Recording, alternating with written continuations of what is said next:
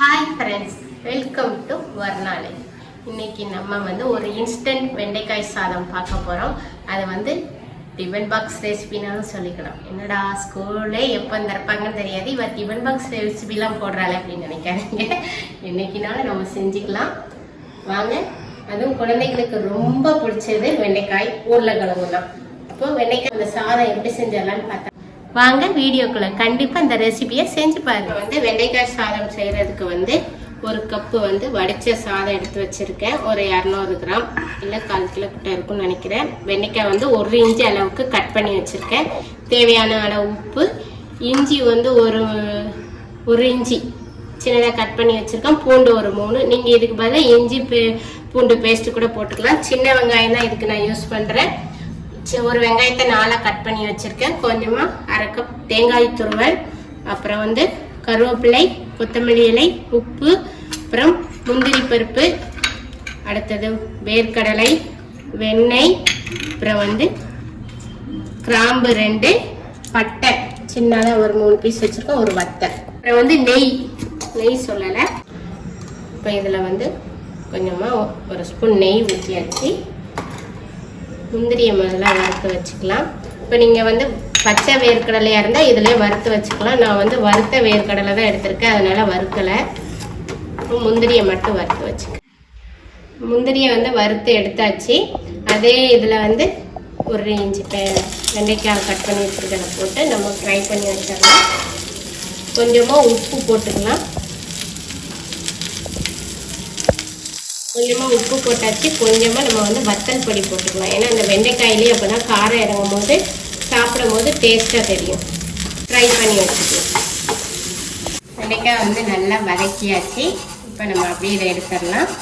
இப்போ சாதம் ரெடி பண்ணிடலாம். இந்த வெண்ணெயை கொஞ்சம் இதில் போட்டுருக்கேன். இதில் கொஞ்சம் ஜீரகமும் கொஞ்சோண்டு சேர்த்துருக்கேன். பட்டை, கிராம்பு எல்லாம் வதக்கிக்கலாம்.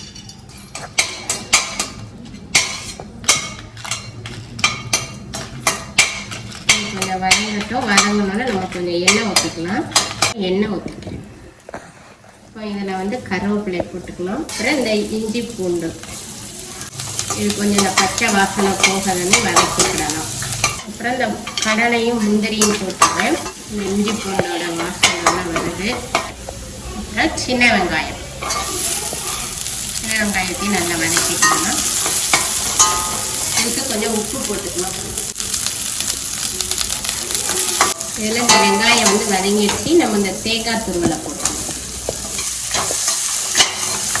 சீக்கிரமாக நம்ம செஞ்சு முடிச்சிடலாம். தேங்காய் நல்லா வறுபட்டுட்டு இப்போ இந்த சாதத்தை இதில் போட்டுடலாம். இந்த சாதத்தை போட்டு ஒரு கிண்டின உடனே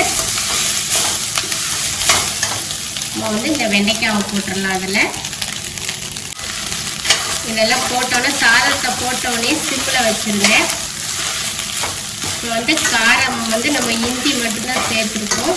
அதனால இப்போ கொஞ்சம் கரம் மசாலா போட்டுடலாம்.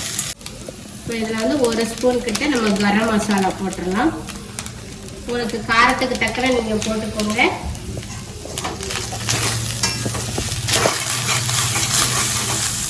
சிம்மிலே வச்சுக்கோங்க, இல்லை இந்த சாதம் அடியில் பிடிக்கும். இன்ஸ்டன்ட் வெண்டைக்காய் சாதம் ரெடி ஆயிடுச்சு. இப்போ ஸ்டவ்வை ஆஃப் பண்ணிடலாம். சூப்பரான ஈஸியான வெண்டைக்காய் சாதம் ரெடி ஆயிடுச்சு.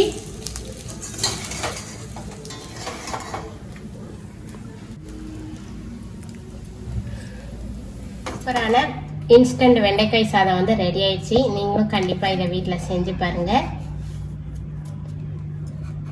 இந்த வீடியோ பிடிச்சிருந்தா லைக் பண்ணுங்க, ஷேர் பண்ணுங்க, கமெண்ட் பண்ணுங்க. பக்கத்தில் உள்ள பெல் பட்டனை மறக்காம கிளிக் பண்ணுங்க. அப்படியே லைக் பட்டனையும் டக்குன்னு அமைக்கி விட்டுருங்க. Okay, bye. Next video.